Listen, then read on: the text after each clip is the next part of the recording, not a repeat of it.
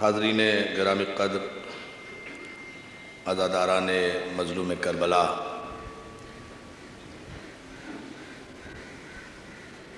بارگاہ شہدائے کربلا میں انجمن فدائے اہل بیت کے زیر اہتمام عشر محرم کی یہ چوتھی تقریر آپ کی نظر ہے۔ ماشاءاللہ یہ عظیم الشان بارگاہ شہدائے کربلا اپنے تکمیلی مراحل طے کر رہی ہے۔ یہ سب آپ ہی کے تعاون سے ممکن ہو سکا ہے۔ آپ حضرات سے اپیل کروں گا کہ بارگاہ شہداء کی تعمیر میں جی کھول کر حصہ لیں اور ان کے منتظمین باہر بیٹھے ہوئے ہیں، ان سے مکمل معاونت اور عملی و مالی تعاون فرمائیں۔ عزیزان محترم، اس مجلس میں آپ حضرات کی سماعتوں کی نظر جو افکار کیے جا رہے ہیں وہ اسلام عشیر سے غدیر تک، اور یہ تاریخی عنوان آپ کی توجہات کا مرکز ہے، جس کے لیے میں آپ کا شکر گزار ہوں۔ اس موضوع کو اختیار کرنے کا سبب یہ ہے کہ ملت مسلمہ کو حقیقت اسلام سے آگاہ کیا جائے، ملت کو یہ بتایا جائے کہ اسلام کا آغاز کیا ہے، اسلام کی ابتدا کیا ہے، اسلام کن کن مرحلوں سے گزر کر غدیر تک پہنچا ہے۔ غدیر تو انتہائی اسلام ہے، اور کسی شے کی انتہا کو سمجھنے کے لیے اس کی ابتدا کو جاننا ضروری ہوا کرتا ہے۔ اگر کسی شے کا آغاز ہی پتہ نہیں تو انجام کا علم نہیں ہو سکتا۔ تو جو ہے نا، نہایت ضروری ہے کہ ملت مسلمہ آگاہ ہو کہ ابتدائے اسلام کیسے ہوئی۔ ملت کا عالم تو یہ ہے کہ ملت کو رسول اللہ کے 40 برس کے بعد کے حالات کا تو علم ہے، لیکن 40 برس کی جو مبارک حیات طیبہ سرکار خطی مرتبت نے گزاری، یہ کسی معمولی انسان کی زندگی تو نہیں ہے، یہ خاتم النبیین کی حیات طیبہ ہے، یہ افضل المرسلین کی حیات طیبہ ہے، یہ اس نبی کی زندگی ہے، اور اس نبی معظم کی زندگی کے 40 برس ہیں جو وجہ تکوین کائنات ہے، جو علت غائیہ ممکنات ہے، جو علت تخلیق ششجہات ہے، جو نبی علم اول بھی ہے، عشق اول بھی ہے، عقل اول بھی ہے، قلم اول بھی ہے، فکر اول بھی ہے، مشیت کا خیال اول بھی ہے، جو نبی گنتی کا پہلا عدد بھی ہے، بشیر بھی ہے، نذیر بھی ہے، سراج منیر بھی ہے، یاسین بھی ہے، طٰہٰ بھی ہے، مزمل بھی ہے، مدثر بھی ہے، رحمت بھی ہے، کرم بھی ہے، جود بھی ہے، سخا بھی ہے، جس کے لبوں کے اعجاز کا نام قرآن ہے۔ توجہ ہے نا جان محترم؟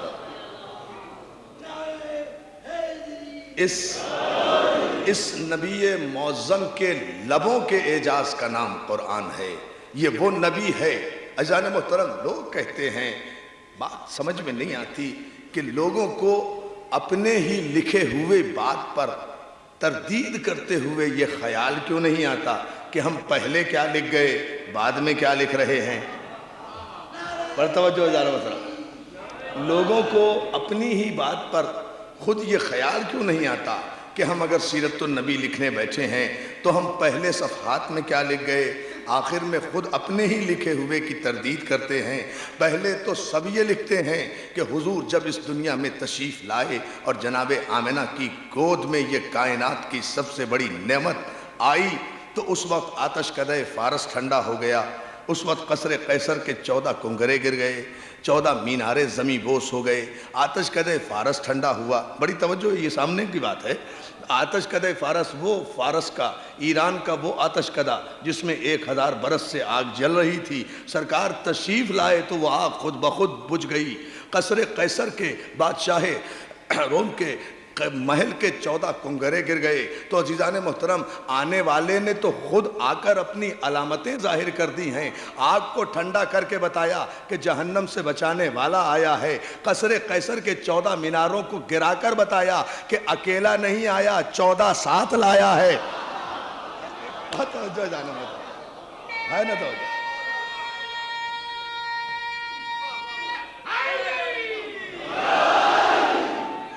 صلوات بھیجیں بآواز بلند محمد علیہ۔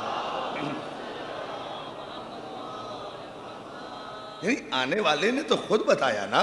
اب آپ ذرا علمی طور پہ، عقلی طور پہ، لڑائی جھگڑے کی بات نہیں ہے، یہ مجلسیں علم کی مجلسیں ہیں۔ ہماری مجالس میں علم تقسیم ہوتا ہے، اس لیے کہ ہم کسی ابو جہل کے ماننے والے نہیں ہیں۔ توجہ ہے نا عزیزان محترم؟ تو جب یہ صورتحال ہے تو کم از کم سمجھنا چاہیے، جاننا چاہیے، سمجھنے کی کوشش کرنا چاہیے۔ ہم یہ اتنے بڑے اہتمام اور انتظام جو کرتے ہیں، یہ ملت مسلمہ کو سنانے ہی کے لیے تو کرتے ہیں کہ آؤ حسین کی مجلسوں میں سنو کہ حسین کربلا کے بعد فارغ نہیں ہو گیا، حسین تو کربلا کے بعد بھی تحفظ رسالت کر رہا ہے۔ توجہ ہے نا عزیزان محترم؟ حسین تو آج بھی مسلسل مصروف جہاد ہیں۔ سرکار سید الشہداء کی مجالس کے حوالے سے آج بھی جتنی دین پر گفتگو ہوتی ہے، قرآن پر گفتگو ہوتی ہے، ایمان پر گفتگو ہوتی ہے، حدیث پر گفتگو ہوتی ہے، تاریخ پر گفتگو ہوتی ہے، ساری دنیا میں جہاں بھی حسین کے ذاکرین خطاب کر رہے ہیں، باتیں دین کی کر رہے ہیں نا، ایمان کی کر رہے ہیں نا، تو آج بھی حسین کے حوالے سے دین کا پرچار ہو رہا ہے، آج بھی حسین کے حوالے سے ایمان کا پرچار ہو رہا ہے، قرآن کی تبلیغ ہو رہی ہے۔ غور کرنا چاہیے، فکر کرنی چاہیے، تدبر کرنا چاہیے کہ آپ نے خود ہی صفحے اول پر یہ لکھا کہ جب سرکار تشریف لائے تو قصر قیصر کے مینارے گر گئے، آتش کدہ فارس ٹھنڈا ہو گیا، اور آسمان اور زمین کے درمیان شیطان کی چیخ سنائی دی۔ اسے آج سے زیادہ کبھی تکلیف نہیں ہوئی تھی جتنا سرکار کی تشریف آوری پر، سرکار کی تشریف آوری پر، اس لیے کہ رسول اللہ تشریف لے آئے تھے۔ تو شیطان یا رسول اللہ کہنے سے بھی گھبراتا ہے، رسول اللہ کے نام سے بھی گھبراتا ہے، آپ کی تشریف آوری سے بھی گھبراتا ہے۔ ابلیس کو صلوات میرے محمد علیہ محمد۔ اب غور فرمائیں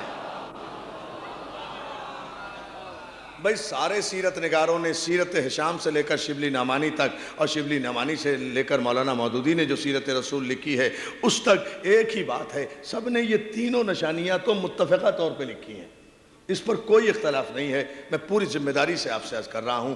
اب میں جو آج کی مجلس میں آپ کی خدمت میں عرض کرنا چاہتا ہوں، وہ میں اپنے پورے مجمع کی توجہ چاہوں گا، وہ یہ ہے کہ خود آپ ہی نے تو لکھا کہ جب سرکار تشریف لائے تو یہ معجزات ظاہر ہوئے، آتش کدہ فارس ٹھنڈا ہوا، قصر قیصر کے مینارے گرے، شیطان کی چیخ سنائی دی۔ تو جب سرکار پیدا ہوتے ہی، اس دنیا میں تشریف لاتے ہی ان معجزات کا اظہار فرماتے ہیں، تو پھر آگے چل کر 2-3 ابواب کے بعد مورخ کو شرم نہیں آئی یہ لکھتے ہوئے کہ 40 برس تک نبی نہیں تھے، 40 برس کے بعد نبی ہوئے؟ بھائی اگر نبی نہیں تھے تو پیدائش پر معجزے کیسے ظاہر ہو گئے؟ جو ہے نا ذرا محترم، یہ بڑا عجیب فلسفہ ہے، سامنے کی بات ہے۔ کیا کسی کی پیدائش پر، کیا کسی عام انسان کی، اگر ہم جیسے بشر تھے تو کیا کسی مولانا کی پیدائش پر جہنم کی آگ ٹھنڈی ہوئی؟ اگر ہم جیسے بشر تھے تو کیا کسی مولانا کی پیدائش پر 1000 سال سے روشن آگ ٹھنڈی ہوئی؟ چولہے کی آگ بھی ٹھنڈی نہیں ہوتی۔ ہاں سچی ایسی باتیں کرتے ہیں تو کم از کم سوچنا چاہیے کہ جب پیدائش ہی مختلف ہے، جب تخلیق ہی مختلف ہے، جب ابتدا ہی مختلف ہے، تو پھر آپ انتہا میں ہمسری کا دعویٰ کیسے کر رہے ہیں، برابری کا دعویٰ کیسے کر رہے ہیں؟ عزیزان محترم، اللہ نے اس رسول کو بھیجا اپنا شاہد بنا کر، بشیر بنا کر، نذیر بنا کر، یا ایھا النبی انا ارسلناک شاہدا ومبشرا ونذیرا وداعیا الی اللہ باذنہ وسراجا منیرا۔ حبیب، ہم نے آپ کو اپنا شاہد بنا کر بھیجا، ہم نے آپ کو بشارت دینے والا بنا کر بھیجا، ہم نے آپ کو ڈرانے والا بنا کر بھیجا، ہم نے آپ کو روشن چراغ بنا کر بھیجا، سراج منیر بنا کر بھیجا، ہم نے آپ کو روشن چراغ بنا کر بھیجا ہے، اپنا شاہد بنا کر بھیجا ہے۔ اے رسول، وما ارسلناک الا رحمۃ للعالمین، ہم نے تو آپ کو عالمین کے لیے رحمت ہی رحمت بنا کر بھیجا ہے، ہم نے بھیجا ہی آپ کو اس لیے ہے کہ آپ عالمین پر اپنی رحمت کا سایہ کر دیں۔ قرآن مجید کے ورق ورق پر پیغمبر کی آمد کے قصے موجود ہیں، پیغمبر اسلام کی بعثت کے قصیدے موجود ہیں، لیکن تاریخ داں یہی لکھتا ہے کہ 40 برس کے بعد رسول ہوئے۔ عزیزان محترم، اس پڑھے لکھے دور میں ایسی احمقانہ باتیں نہیں چلا کرتی۔ اگر کسی نے بڑھ کر پوچھ لیا کہ رسول اگر 40 برس تک رسول نہیں تھے تو پھر کیا تھے؟ اللہ اللہ اللہ اللہ، بہت توجہ بھئی، اگر کسی نے یہ پوچھ لیا اس پڑھے لکھے دور میں کہ رسول 40 برس تک رسول نہیں تھے تو پھر کیا تھے؟ ایسا ہی سناٹا ہوگا جیسے اس وقت ہے نا واقعی؟ یعنی بڑا لرزا دینے والا سوال ہے بھائی، یہ کوئی معمولی سوال نہیں ہے، سوچنا پڑے گا کہ بھئی اگر رسول نہیں تھے، بھئی عرفان حیدر عابدی جب تک مولا کا ذاکر نہیں تھا تو طالب علم تھا، کالج میں گیا ہوگا، اسکول میں گیا ہوگا، یہی ہوگا نا۔ لیکن رسول کے لیے کیا کہیں گے کہ جب رسول نہیں تھے تو پھر کیا تھے؟ آپ جن اخباریوں اور اشتہاریوں کو لیے پھرتے ہیں ان کے لیے تو بہت آسان ہے یہ کہہ دینا کہ وہ لوگ 40 برس تک مسلمان نہیں تھے تو کافر تھے۔ بہت توجہ عزیزان محترم، بھئی رسول کے لیے کیا کہیں گے؟ رسول کے لیے کیا لفظ استعمال کریں گے کہ اگر رسول نہیں تھے، نبی نہیں تھے، پیغمبر نہیں تھے تو 40 برس تک کیا تھے؟ اب سب خاموش ہو جائیں گے۔ اگر آپ کہیں گے زیادہ احترام میں کہ صاحب نہیں مسلمان تھے، اچھا مسلمان تھے تو کس کے تھے؟ مسلمان تو اسے کہتے ہیں جو رسول کا کلمہ پڑھے۔ رسول نے کس کا کلمہ پڑھا؟ بھائی توجہ کریں عزیزان محترم، مسلمان تو اسے کہتے ہیں جو محمد رسول اللہ کا کلمہ پڑھے۔ رسول نے کس کا کلمہ پڑھا؟ آپ کہیں گے جناب ابراہیم کا کلمہ پڑھا، تو جناب ابراہیم کا اگر رسول کلمہ پڑھیں تو پھر ابراہیم کے امتی ہو جائیں تو افضل المرسلین نہیں رہ سکتے۔ صلوات بھیجیں بآواز بلند، دیکھیں غور کریں ان افکار پر، ہے نا توجہ آپ کی عزیزان محترم؟ تو کیا کہیں گے آپ؟ مسلمان بھی نہیں کہہ سکتے، مومن بھی نہیں کہہ سکتے۔ رسول نے کسی کا کلمہ پڑھا ہی نہیں۔ رسول تو کلمہ پڑھانے کے لیے آیا ہے، کلمہ پڑھنے کے لیے تو نہیں آیا۔ اس خاندان کا مقصد تخلیق ہی یہ ہے کہ یہ کلمہ پڑھائے۔ یہ خاندان کلمہ پڑھنے کے لیے نہیں آتا۔ آپ سارا زور کیوں دے رہے ہیں کہ ابو طالب نے کہاں کلمہ پڑھا، عبداللہ نے کہاں کلمہ پڑھا، عبد المطلب نے کہاں کلمہ پڑھا؟ میں پوچھ رہا ہوں رسول اللہ نے کہاں کلمہ پڑھا؟ تو اگر بغیر کلمہ پڑھے ہوئے رسول ہو سکتا ہے، صلوات بھیجیں نا محمد و آل محمد، بغیر کلمہ پڑھے ہوئے۔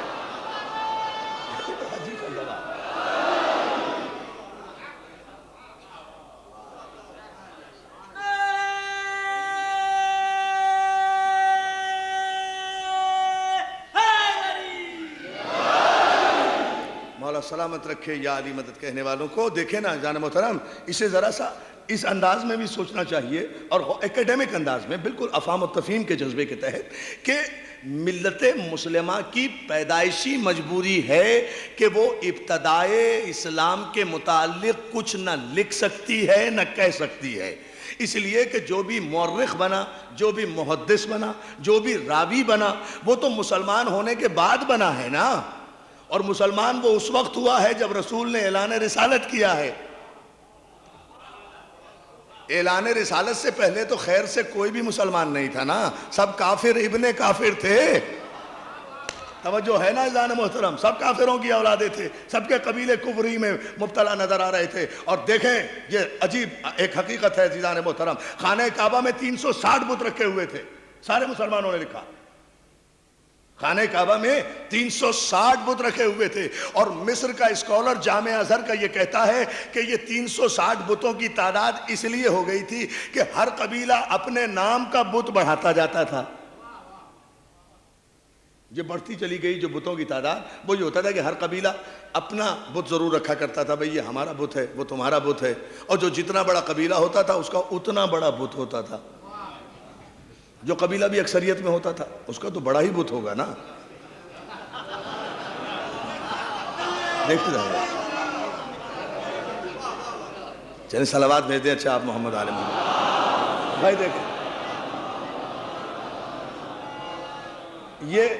یہ مصر کے اسکالر نے کہا کہ صاحب خانہ کعبہ میں یہ بتوں کی تعداد اس لیے زیادہ ہو گئی تھی کہ جتنے قبیلے پیدا ہوتے رہتے تھے وہ اپنا ایک بت لا کے خانہ کعبہ کی دیوار پہ رکھ دیتے تھے، اور جو جتنا بڑا قبیلہ ہوتا تھا اس کا اتنا ہی بڑا بت ہوتا تھا، اور اس بت کا اسٹیٹس بھی اتنا ہی بڑا ہوتا تھا، اتنی ہی بلندی پہ وہ رکھا جاتا تھا۔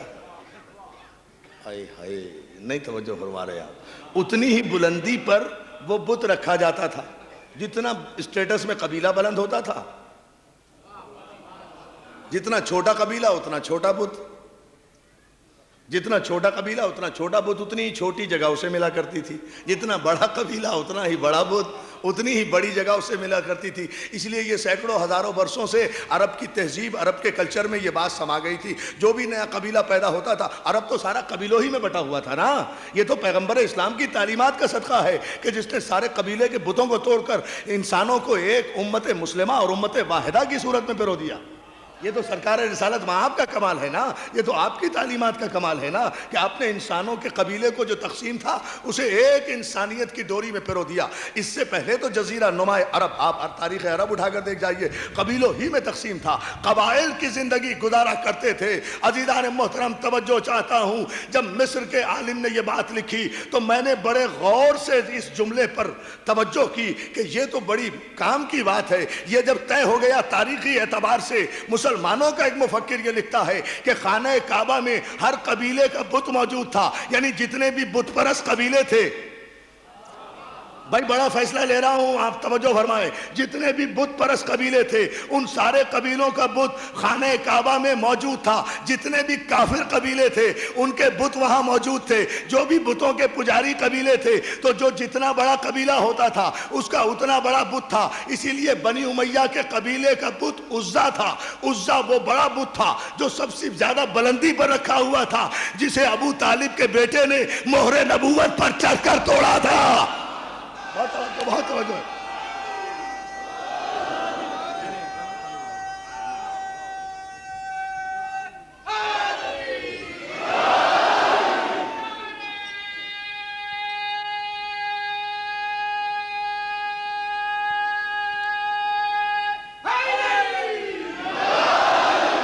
صلوات بھیجے بآواز بلند محمد و آل محمد پر۔ اس لیے بنی امیہ کا جو بت تھا وہ اس کا نام تھا عزا، لات، حبل، عزا، یہ 3 بڑے بت تھے۔ اس میں عزا جو تھا وہ ان کا تھا، یہ بلندی پر رکھا ہوا تھا۔ تو یہ طے ہو گیا تاریخی اعتبار سے۔ اپنے نوجوان دوستوں کی پوری توجہ چاہتا ہوں، مولا سلامت رکھے ان تاریخی اجتماعات کو اور ان مجالس میں آنے والوں کو مولا اپنے حفظ و امان میں رکھے، دشمنوں کی نظر بد سے محفوظ رکھے۔ دل کی گہرائیوں سے دعائیں دیتے ہوئے توجہ چاہوں گا عزیزان محترم، اس لیے کہ آج کی بارگاہ شہداء کربلا کی اس مجلس میں ایک تاریخی فیصلہ لے کر ہمیشہ کے لیے یہ دروازہ بند کر دینا ہے کہ کافر کون ہے، مسلمان کون ہے، کافر کسے کہتے ہیں، مسلمان کسے کہتے ہیں۔ ایک ہی جملہ کہوں گا لیکن توجہ آپ کی چاہوں گا، میں بھی اپنے آپ کو داؤ پر لگا رہا ہوں مذہب حقہ کی حقانیت پر، مگر اس منبر پر ناز کرتے ہوئے، اس علم پر فخر کرتے ہوئے اعتماد سے بات کہہ رہا ہوں۔ جب مسلمانوں کے مورخین نے یہ لکھا کہ خانہ کعبہ میں ہر بت پرست قبیلے کا ایک بت رکھا ہوا تھا تو پھر طے ہو گیا نا کہ جزیرہ نما عرب 360 قبیلوں میں تقسیم تھا، اس لیے کہ کہ 360 بت خانہ کعبہ میں رکھے ہوئے تھے، ہر قبیلے کا بت تھا. ہم نے تاریخ کے ایک ایک ورق کو پڑھ کر دیکھا ہے، ہر قبیلے کا نام بھی موجود ہے اور اس کا بت بھی موجود ہے. اے نبی اور علی کے باپ دادا کو کافر کہنے والے تاریخ کے کافر مورخوں، میں اپنا مذہب آج ہی تبدیل کر دوں اگر خانہ کعبہ میں بنی ہاشم کا کوئی بت دکھا دو. توجہ ہے، ایک بت بھی اگر کوئی تاریخ پیش کرے.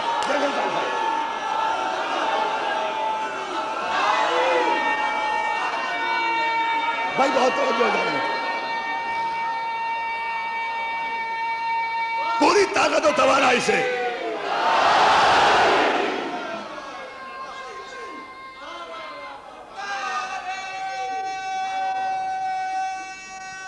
دونوں ہاتھ بلند کر کے اپنے مذہب کی حقانیت پر یہاں سے وہاں تک سلامت رہے.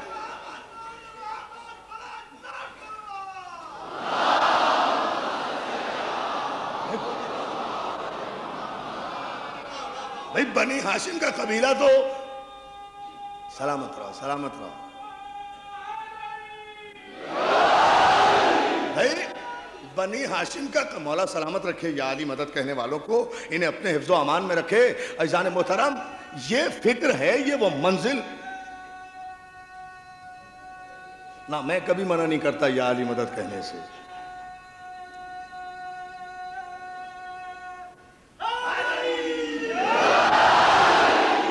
مولا سلامت رکھے. یہی تو ہماری غذا ہے، یہی تو ہماری پہچان ہے، یہی تو ہمارا آئیڈینٹی کارڈ ہے. یہ ایک یا علی مدد ہی تو ہے جو کفر اور ایمان میں فرق کرتا ہے. یہی تو ایک نعرہ ہے، ورنہ پہچان نہیں ہے. لا الہ الا اللہ سے پتہ نہیں چلے گا کہ کافر کون ہے، مومن کون ہے. محمد رسول اللہ سے پتہ نہیں چلے گا کہ کافر کون ہے، مومن کون ہے. اس لیے کہ اللہ اور رسول کا نام لینے والے کافر بھی ہو سکتے ہیں، مومن بھی ہو سکتے ہیں. جس طرح اس ملک میں بسنے والے قادیانی لا الہ الا اللہ بھی کہتے ہیں، محمد رسول اللہ بھی کہتے ہیں، مگر پھر بھی کافر ہیں. تو ہمیں تو اپنی شناخت علیحدہ کرنا ہے تاکہ بتانا نہ پڑے کہ کون سے والے ہیں. ہم محمد رسول اللہ کے فوراً بعد علی ولی اللہ کا اعلان کر کے بتاتے ہیں کہ کافر کافر ہم نہیں ہیں، کافر کافر تم ہو. توجہ ہے، اس طرح کی بات کر رہے ہیں.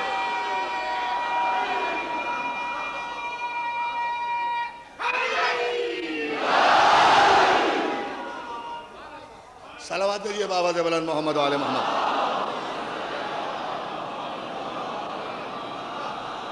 توجہ ہے نا عزیزان محترم؟ تو بھائی بنی ہاشم کا جو قبیلہ تھا، یہ قبیلہ تو سب سے بڑا قبیلہ تھا.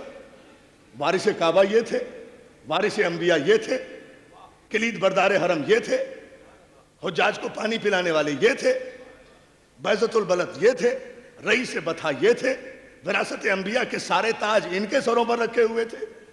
نسل اسماعیل یہ تھے، ذریت ابراہیم یہ تھے، شجرہ طیبہ یہ تھے، شجرہ طیبہ یہ تھے. واحد سلسلہ. ایک جملہ کہوں دوستو، مقام فخر ہے چکے اور سادات کے لیے تحفہ ہے یہ جملہ. دوستو یہ فخر تو پھر ہمیں ہی حاصل ہے نا. یہ تو صرف ہم ہی کہہ سکتے ہیں کہ جزیرہ نماء عرب میں بعثت رسول سے پہلے صرف خاندان بنی ہاشم ایسا خاندان تھا کہ جس کے سلسلے شجرہ نسب کی کوئی کڑی درمیان سے ٹوٹی ہوئی نہیں تھی. توجہ ہے نا جان محترم؟ صلوات میرے بابا دے بلند. واحد قبیلہ تھا یہ، اس لیے کہ اس پر فخر کیا گیا ہے، اس پر فخر کیا ہے. سرکار ابو طالب نے اس کا اعلان کیا ہے جناب پیغمبر اسلام کا عقد پڑھاتے ہوئے جناب خدیجۃ الکبریٰ سے. یہی تو جملہ ابو طالب نے کہا تھا، الحمدللہ الذی جعلنا من ذریۃ ابراہیم و زرع اسماعیل. حمد و ثنا ہے اس خدا کی کہ جس نے ہمیں ذریت ابراہیم میں پیدا کیا، نسل اسماعیل سے جاری کیا. اس لیے کہ ہمارا شجرہ شجرہ طیبہ ہے. توجہ ہے نا گانا؟ تو یہ قبیلہ جو تھا عزیزان محترم، یہ قبیلہ افضل ترین قبیلہ تھا. قبیلہ بنی ہاشم نسل اسماعیل سے چلا آ رہا تھا. پورا سلسلہ موجود ہے. اور آپ تاریخ کے، پھر ایک بات عرض کروں، آپ تاریخ کے کسی بھی ورق کو اٹھا کر دیکھ جائیں، سارے ماہرین انساب کو بلا لیں، جتنے نسب ناموں کے ماہر گزرے ہیں یا جتنے ہیں اس دور میں موجود، سب کو بلا لیں. جو بھی کسی کا شجرہ لکھے گا نا، اسے چاہے 28ویں پشت میں ملائے، جا کر رسول اللہ سے ملائے گا، چاہے کھینچتان کر ملائے. اس لیے کہ ہر ایک کو پتا ہے کہ فضیلتیں حاصل کرنا، تخت حکومت حاصل کرنا اور بات ہے، حسب نسب کی شرافت حاصل ہونا اور بات ہے. وہ محمد مصطفیٰ کے بغیر نہیں ملتی. صلوات بھیجے محمد و آل محمد. یہ فلسفہ ہے. سب ملاتے ہیں شجرے وہیں، اسی جگہ، اسی پیمانے پر جاتے ہیں. تو عزیزان محترم، یہ وہ قبیلہ بنی ہاشم ہے، لیکن اس قبیلے کا کوئی بت خانہ کعبہ میں دکھا نہیں سکتا. اب پتہ چلا آپ کو کہ وجہ کیا تھی؟ آخر 10,000 کا لشکر تھا رسول اللہ کے ساتھ. کچھ چھوٹے موٹے لشکر کے ساتھ تو مکے میں داخل نہیں ہوئے تھے. فاتح مکہ کی حیثیت سے جب سرکار تشریف لائے ہیں تو 10,000 مسلمانوں کا لشکر تھا جو مکے میں داخل ہوا ہے. یہی وجہ تھی، یہی وہ حقیقی وجہ تھی. بات نہ محبت کی تھی نہ رشتہ داری کی تھی، بات تھی شریعت کی. یہ جو علی کا انتخاب کیا ہے نا بت شکنی کے لیے، اللہ اللہ، یہ جو بت شکنی کے لیے صرف علی ہی کا انتخاب کیا ہے نا، اور کسی کا انتخاب نہیں کیا. یہ کام کسی سے بھی کرایا جا سکتا تھا، لیکن رسالت جانتی ہے کہ تقاضۂ شریعت کیا ہے. کسی اور کا انتخاب کیا ہی نہیں جا سکتا تھا. اس لیے کہ اس 10,000 کے لشکر میں سے جتنے بھی تھے کسی نہ کسی قبیلے سے تو ہوں گے. ہر قبیلے کا بت وہاں موجود تھا. اس لیے اگر کسی کا بھی انتخاب کر لیتے اور اسے کہتے بھائی توڑو ذرا یہ اپنا بت، آخر 40 برس تک اس بت کو سجدہ کیا تھا. اگر بت آنکھوں میں آنکھیں ڈال کے کہہ دیتا شرم نہیں آتی؟ اتنے دن سجدے کر رہے ہو، آج توڑتے ہوئے آئے ہو. اسی لیے کسی کا انتخاب نہیں کیا. پیغمبر اسلام نے بت شکنی کے لیے مہر نبوت کو خم کیا ہے. ابو طالب کے بیٹے کو بلند کر کے کہا ہے یا علی میرے کاندھے پہ سوار ہو کر تم ان سارے بتوں کو توڑ دو. اس لیے کہ تمہاری آنکھ نے بتوں کو دیکھا ہی نہیں ہے. تم تو ساری کائنات میں وہ پہلے انسان ہو کہ جس نے آنکھ کھولتے ہی اگر زیارت بھی کی ہے تو صورت محمد کی ہے. توجہ ہے نا عزیزان محترم؟ اس لیے بھئی یہ کیا بات ہے؟ ارشاد صاحب اتنے زور سے اٹھ کے کہتے ہیں صلوات بر محمد و آل محمد، اور آپ سب کی آواز بھی اکیلے ان سے زیادہ اونچی نہیں ہوتی. بلند آواز سے پڑھ دیا کریں درود محمد و آل محمد کو.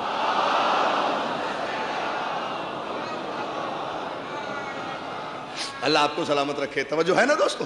تو اس مرحلے پر ذرا سا ہمیں غور کرنا چاہیے، فکر کرنا چاہیے کہ یہ وہ کیفیت ہے جہاں سے آغاز اسلام ہوا. میں وہی عرض کر رہا تھا آپ کی خدمت میں کہ تاریخ کے مورخ کو اندازہ نہیں ہے کہ ابتدائے رسالت کی کیفیتیں کیا ہیں، آغاز رسالت کے حالات کیا ہیں.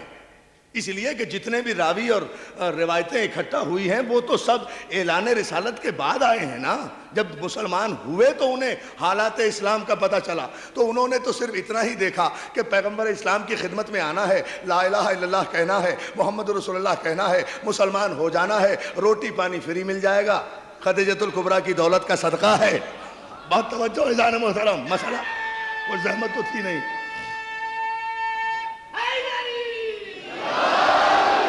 کوئی زحمت تو تھی نہیں کسی بھی قسم کی. اس لیے لوگوں نے صرف اتنا ہی دیکھا کہ اسلام نام ہے کلمہ پڑھ لینے کا، اسلام نام ہے کلمہ پڑھ لینے کا. اصل میں ساری دنیا چونکہ خود ایک عمر طویل گزارنے کے بعد دائرہ اسلام میں داخل ہوئی ہے، اس لیے انہیں وہیں تک کے حالات کا علم ہے جہاں سے وہ مسلمان ہوئے. شرافت کا تقاضا تو یہ تھا کہ یہ نہ کہتے کہ پیغمبر 40 برس کے بعد رسول بنے، بلکہ فراخ دلی یہ تھی کہتے کہ ہم 40 برس کے بعد مسلمان ہوئے، ہم کیا جانے وہ کب سے رسول تھا. توجہ ہے نا جانے محترم؟ یہ تو دیانتداری کا تقاضا تھا، لیکن ایسا نہیں ہوا. ماضی کی شرمندگی نے ایسا نہیں کرنے دیا. اللہ اکبر. بھائی توجہ اس جملے پر، ماضی کی شرمندگی نے ایسا کرنے نہیں دیا. تو آغاز اسلام، ابتدا اسلام، آخر یہ 40 برس کی جو حیات طیبہ ہے یہ کوئی معمولی سن و سال تو نہیں ہے. 40 برس بہت ہوتے ہیں ایک کامل و اکمل انسان کے. آپ ان 40 برس پہ گفتگو ہی نہیں کرتے، بات ہی نہیں کرتے بالکل. بات وہیں سے شروع کریں گے 41 برس سے. 40 برس کی سیرت ہے، اور اسی لیے ہم نے آپ کی خدمت میں یہ مسلسل ہم عرض کر رہے ہیں ان 4 مجالس میں کہ پیغمبر اسلام کو اسی لیے پروردگار عالم نے حکم دیا کہ میرے حبیب سب سے پہلے اپنے قرابت داروں کو دعوت ایمان دو، انہیں بتاؤ، اس لیے کہ تمہارے قرابت دار بہتر سمجھتے ہیں کہ مقصد رسالت کیا ہے. قرابت دار پہلے سمجھتے ہیں، بہتر سمجھتے ہیں کہ مقصد رسالت کیا ہے. یہ تو پروردگار عالم کو بھی پتا تھا اور رسول اللہ کو بھی پتا تھا کہ نہ ابو جہل ایمان لائے گا، نہ ابو لہب ایمان لائے گا، نہ عتبہ ایمان لائے گا، نہ عتیبہ ایمان لائے گا، نہ شیبہ ایمان لائے گا. اور پیغمبر اسلام ظاہر ہے ایک بات تو طے ہے کہ سرکار رسالت مآب کوئی دعاؤں کے ذریعے سے تو کافروں کو مسلمان کرنے آئے نہیں تھے. بھائی اگر دعائیں ہی کرنی تھی تو 23 برس تک محنت کرنے کی کیا ضرورت تھی؟ اب یہ پیمانہ کہ بھئی فلاں کے لیے دعا کی، عدل رسالت صلوات بھیجے بآواز بلند. بہت شکر گزار ہوں آپ کا.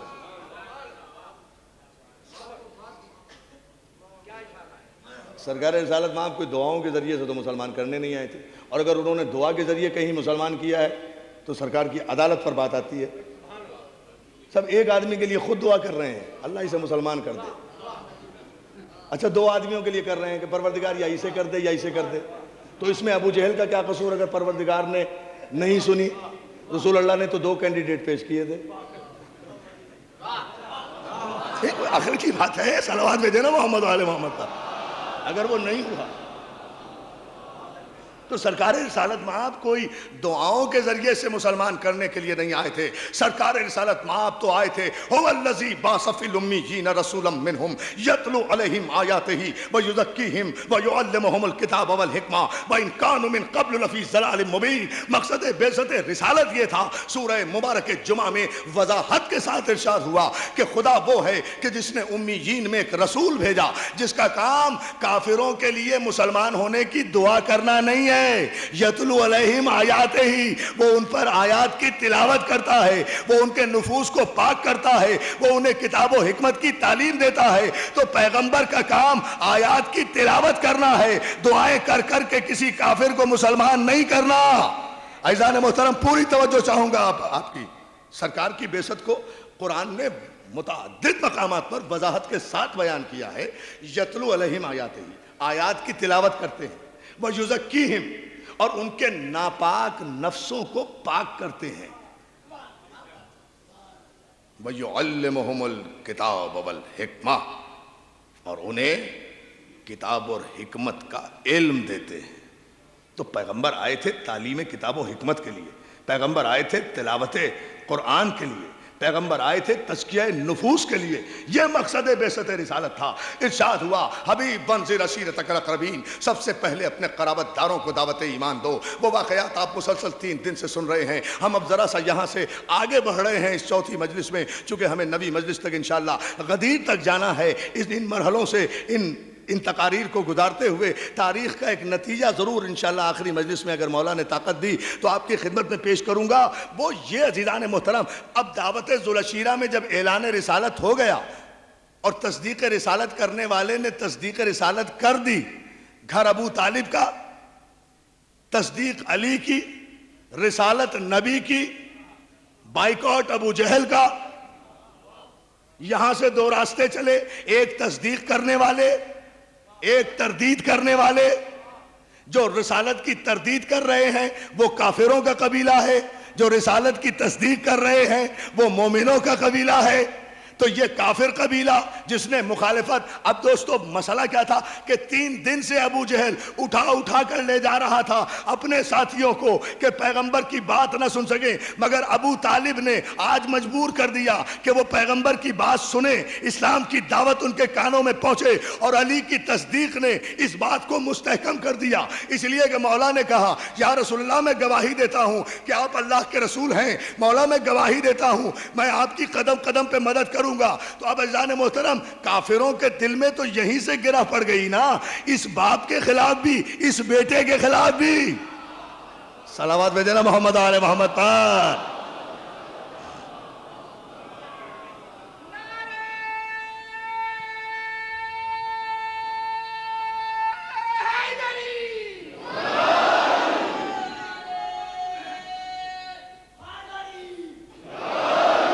اس باپ کے خلاف بھی گرا پڑی، اس بیٹے کے خلاف بھی. اب دشمنی براہ راست کنورٹ ہو گئی، تبدیل ہو گیا انداز دشمنی. جو دشمنی اصل ہے اسلام سے، دشمنی ہے کافروں کو پیغام توحید سے، دشمنی ہے اصل میں لوگوں کو لا الہ الا اللہ سے، دشمنی ہے محمد رسول اللہ سے. مگر یہ جو درمیان میں دو دیواریں آ گئی نا باپ اور بیٹے کی،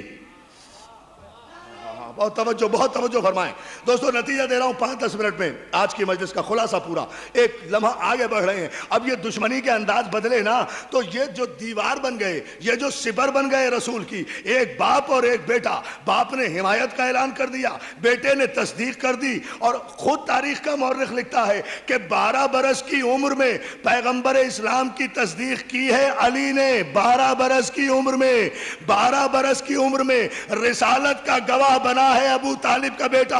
تو معاشرتی، ایک جملہ کہوں گا، معاشرتی اعتبار سے 12 برس کی عمر میں علی نہ انڈیپینڈنٹ ہے نہ خود کفیل ہے. باپ موجود ہے، بیٹا تصدیق رسالت کر رہا ہے. ابو طالب کی ذمہ داری تھی، معاذ اللہ اگر ابو طالب ایسے ہوتے جیسا کہ یہ کافر کہتے ہیں تو اگر رسول کو نہیں روک سکتے تھے تو اپنے بیٹے کو تو کہہ سکتے تھے ارے کیا باپ کے مذہب کے خلاف. یا علی بھائی اندازہ فرمائیے نا. دیکھیں دوستو، لاجیکل اپروچ ہے پوری طاقت سے. اس کو ادھر سے صلوات بھیج دیں محمد آل محمد.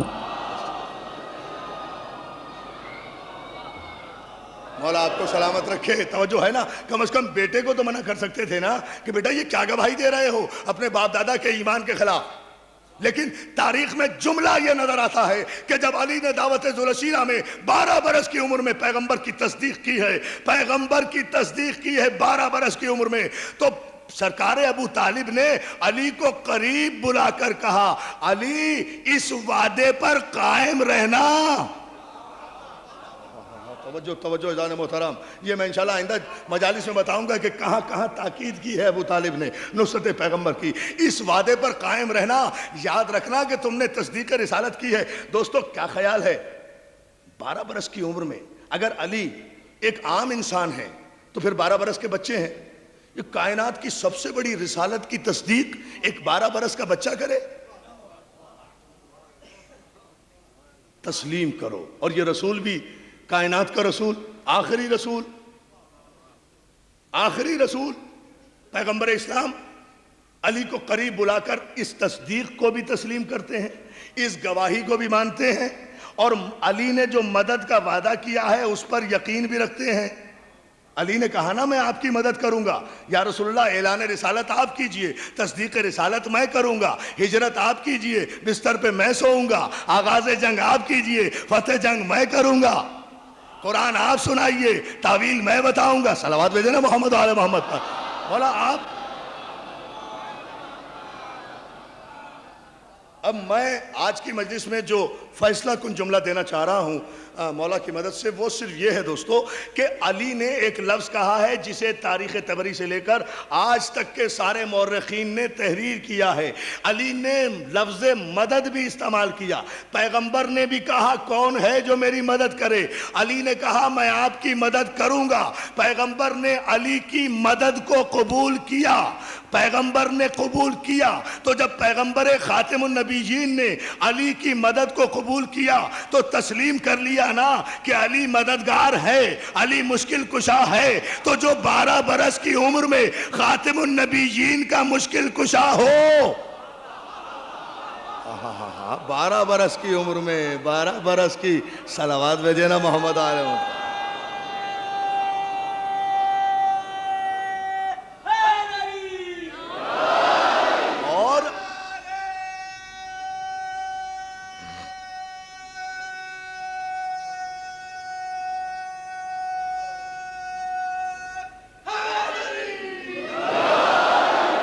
میرے مولا نے 12 برس کی عمر میں جو وعدہ کیا تھا اسے پورا کیا. ایک لمحے کے لیے، اسی کا نتیجہ تو غدیر ہے، اسی کا نتیجہ غدیر ہے. جب علی نے اپنی مدد سے ایک لمحے قدم پیچھے نہیں ہٹایا تو میرے حبیب تم بھی اسی میدان میں اعلان کرو کہ من کنت مولا ہو فہذا علی مولا. جس کا میں مولا ہوں اس کا یہ علی مولا ہے. اعلان کرو. بدر میں، احد میں، خیبر میں، خندق میں، شیب ابو طالب میں، بستر پہ، ہجرت میں، جلوت میں، خلوت میں، جہاں بھی رسول کو مدد کی ضرورت ہوئی پیغمبر نے مدد مانگی، علی نے مدد کی. پیغمبر نے مدد مانگ کر علی سے مدد مانگنا اپنی سنت قرار دیا. علی نے مدد پیغمبر کی کر کے ہم لوگوں کو یقین دلایا کہ کبھی پکارو تو صحیح میں آؤں گا.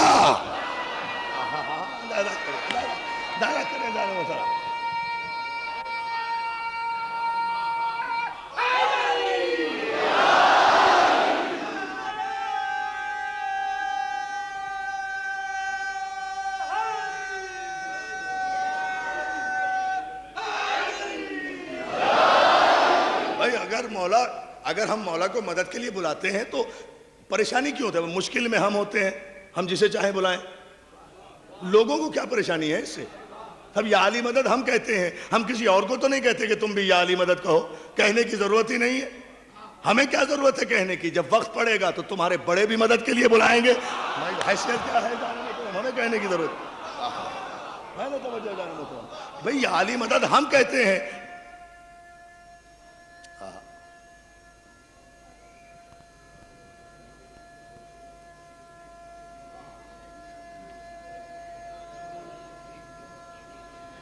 سب مل کر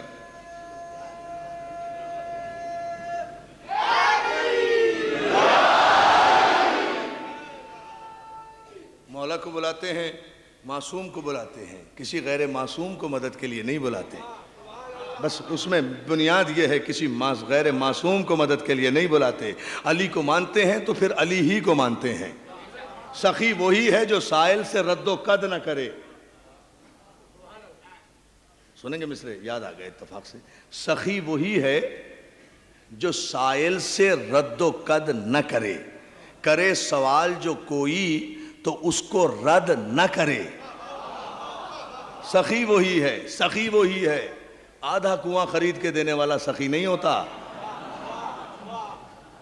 سخی وہی ہے جو سائل سے رد و قد نہ کرے. کرے سوال جو کوئی تو اس کو رد نہ کرے. میں اعتراض تیرا کیسے مان لوں واعظ؟ علی علی ہی نہیں ہے اگر مدد نہ کرے.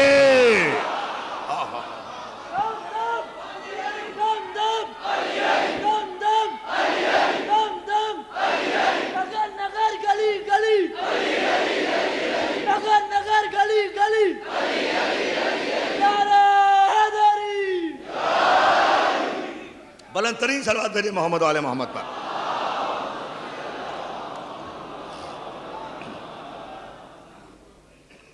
اب جو ہے نا جانے محترم، علی علی ہی نہیں ہے اگر مدد نہ کرے. دین کی تصدیق علی نے کی، رسالت کی تصدیق علی نے کی، نبوت کی تصدیق علی نے کی، قرآن کی تصدیق علی نے کی، شریعت کی تصدیق علی نے کی. تو جب دین، نبوت، قرآن اور شریعت کی تصدیق علی نے کی ہے تو اس دین، قرآن، نبوت اور شریعت پر اگر کوئی آنچ آئے تو یہ ذمہ داری بھی علی ہی کی ہے کہ وہ شریعت کو بھی بچائے، دین کو بھی بچائے، قرآن کو بھی بچائے. یہ ذمہ داری بھی علی ہی کی ہے، یہ ذمہ داری بھی علی ہی کی ہے. اور علی کہتے ہی اسے ہیں جو ہر روپ میں سامنے آئے. اور جو ہے نا دوستو، دین پر وقت آیا علی سامنے، شریعت پر وقت آیا علی سامنے، قرآن پر وقت آیا علی سامنے، نبوت پر وقت آیا علی سامنے. کربلا اسی کا تو نتیجہ ہے کیا کربلا میں سوائے ابو طالب کے؟ ہے کیا کربلا میں سوائے ابو طالب کی اولاد کے؟ چاہے کوفے میں مسلم ہو، چاہے کربلا میں اون و محمد ہوں. آپ کو تو پتا ہے نا آج محرم کی 4 تاریخ ہے. آپ تو رونے آئے ہیں نا. ان بچوں کو رونے آئے ہیں جن پہ ماں نہیں روئی.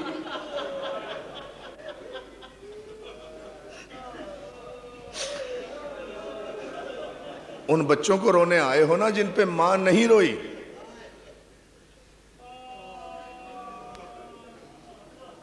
جو غیر سید ہیں ان کا احسان ہے، لیکن جو سادات ہیں وہ یہ جملہ سن لیں، ان پر رونا آج آن محمد پہ واجب ہے. سادات پر بڑا احسان کیا ہے زینب نے، سادات پر بڑا احسان کیا ہے زینب نے. زینب نے کہا پروردگار میری نسل منقطع ہو جائے مگر میرے حسین کی نسل باقی رہے.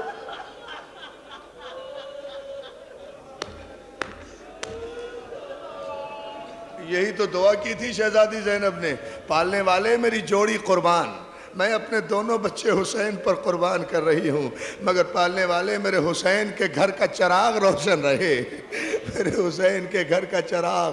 عزادارو مصائب سے پہلے ایک جملہ کہوں. جب مدینے سے چلنے لگے نا، لو کوئی جلدی نہیں، اب تو مصائب ہی کے دن ہیں دوستو، اب تو قیامت کی تاریخیں آ رہی ہیں نا، اب تو ہمیں رونا ہی رونا ہے نا. یہاں روئیں گے وہاں روئیں گے، اب تو فاطمہ زہرا کے اجڑے ہوئے گھر کا ماتم ہی ماتم کرنا ہے نا، ہے نا. جب مدینے سے چلنے لگی نا، حسین نے کہا زینب جی بھائی دیکھو تم عبداللہ کی امانت ہو، جب تک عبداللہ اجازت نہیں دیں گے تم جا نہیں سکتی. اللہ رے محافظ شریعت حسین کو پتا تھا کہ زینب کے بغیر کربلا مکمل ہی نہیں ہوگی، لیکن پھر بھی خواتین کے لیے درس دیا ہے امام نے کہ شوہر کی اجازت کے بغیر بھائی کے ساتھ بھی نہیں جا سکتی.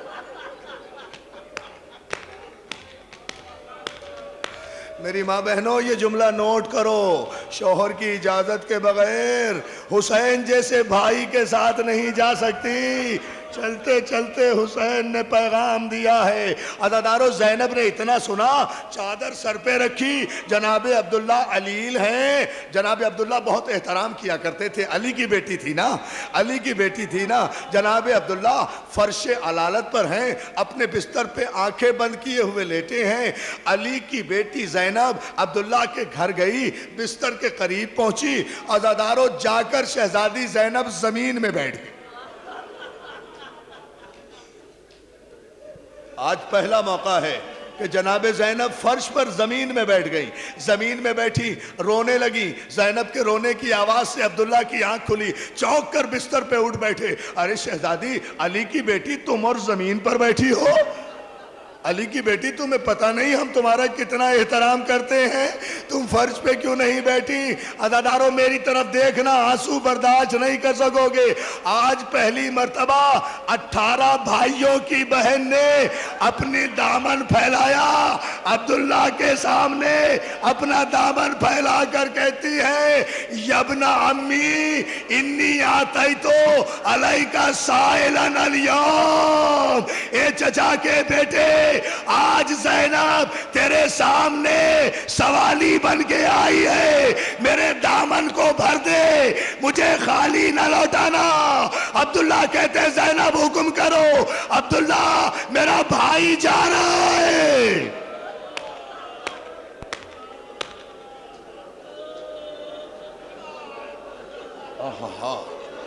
کیا پرسہ دے رہے ہیں آپ، کیا نورانی مجلس ہو رہی ہے. اور مولا تمہارے آنسوؤں کو قبول کرے. عبداللہ میرا بھائی جا رہا ہے، تمہیں تو پتا ہے میں اپنے بھائی کے بغیر زندہ نہیں رہ سکتی، مجھے اجازت دے دو. جناب عبداللہ نے اٹھ کر کھڑے ہو گئے، کہا زینب اجازت ہے، حسین امام ہیں، جاؤ حسین کے ساتھ جاؤ. زینب نے سلام کیا، خوشی سلام کیا. ابھی دروازے تک پہنچی تھی کہ ایک مرتبہ عبداللہ نے آواز دی علی کی بیٹی ادھر آؤ. علماء لکھتے ہیں کہ دوبارہ جو عبداللہ نے بلایا نا، زینب کا چہرہ زرد ہو گیا، بڑھتے ہوئے قدم رک گئے. ارے کہیں عبداللہ کا ارادہ نہ بدل گیا ہو، کہیں عبداللہ بیماری کے بہانے مجھے روک نہ لے. لرزتی ہوئی آئی، ہاتھوں کو جوڑ کر کہتی ہے میرے وارث کہیں ارادہ تو نہیں بدل گیا، آپ نے تو اجازت دے دی تھی. جناب عبداللہ نے کہا نہیں زینب یہ نہیں ہے. آواز دی بیٹا آنو محمد ادھر آؤ۔ دونوں بیٹے باپ کے پاس آئے۔ زینب جب کربلا میں قربانیوں کا دن آئے، ان کو میری طرف سے، محمد کو اپنی طرف سے، حسین پر قربان، جزاک اللہ جزاک اللہ۔ کیا پرسہ دے رہے ہو؟ مولا تمہیں سلام، میرے دعا کرو میرے مولا مجھے طاقت دو میں یہ جملہ پڑھ سکوں۔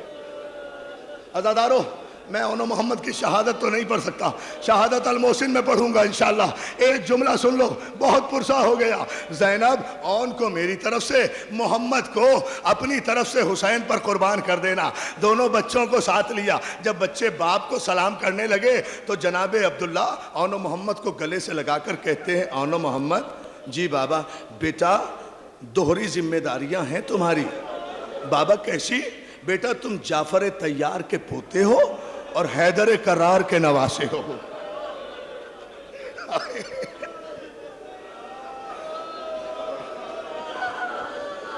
بیٹا باپ کو شرمندہ نہ کرنا۔ عزادارو، آج اونو محمد اپنا وعدہ پورا کر رہے ہیں۔ اجازت مل گئی، مختصر کیا میں نے، اجازت ملی اونو محمد کو۔ اون کو عباس نے گھوڑے پہ سوار کیا، محمد کو حسین نے گھوڑے پہ سوار کیا۔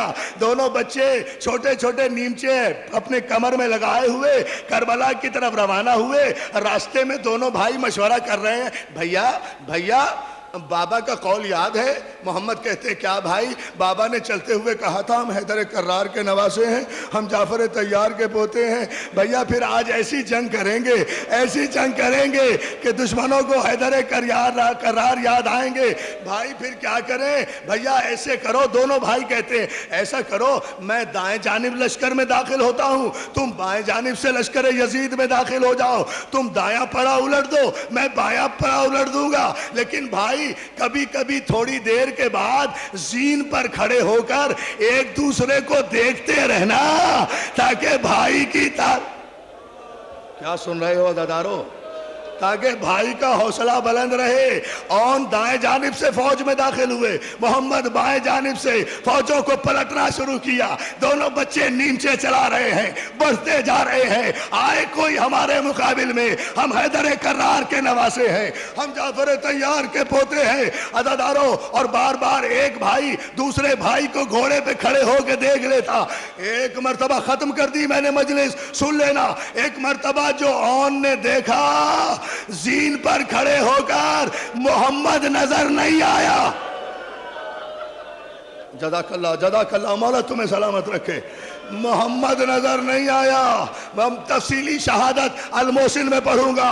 محمد نظر نہیں آیا، بھائی نظر نہیں آیا۔ بھائی کی آس ٹوٹ گئی۔ چاروں طرف سے یزید کی لشکر آیا، برچھیاں پڑی، نیزے پڑے، تلواریں پڑی۔ زینب کے چاند شام کے بادل میں گھرے، گھوڑے سے گرے، گرتے گرتے آواز دی، مامو جان ہماری مدد کو آئیے۔ عباس اور حسین، بس آخری جملہ، بڑی قیامت ہو گئی، بڑی قیامت کی مجلس ہو گئی۔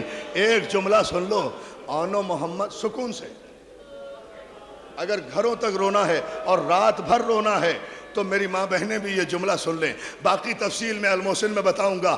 دوستو، جب حسین اور عباس بھانجوں کے لاشوں پہ پہنچے ہیں نا تو دیکھا زینب کے چاند سر سے پاؤں تک خون میں نہائے ہوئے ایڑیاں رگڑ رہے ہیں، کبھی ایک پاؤں اٹھاتے ہیں، کبھی دوسرا پاؤں اٹھاتے ہیں۔ جیسے ہی حسین نے کہا بچوں حسین آ گیا، عباس نے کہا اونو محمد عباس آ گیا۔ دونوں بچوں نے اپنے زخمی ہاتھ اٹھائے، اپنے ماموں کو سلام کیا، ماموں جان آداب، بڑے ماموں سلام، چھوٹے ماموں سلام۔ آخری جملہ، عزادارو سر پیٹو گے، قیامت آئے گی اس امام بارگاہ میں مصائب کی اگر ایک جملہ سن لیا۔ ایک جملے سے زیادہ میں نہیں پڑھ سکوں گا۔ دونوں بچوں نے کہا ماموں جان ذرا نیچے ہو جائیے، ہم سے بولا نہیں جاتا، ہمیں ایک بات کہنی ہے، ہمارا ایک پیغام اماں کو دے دینا۔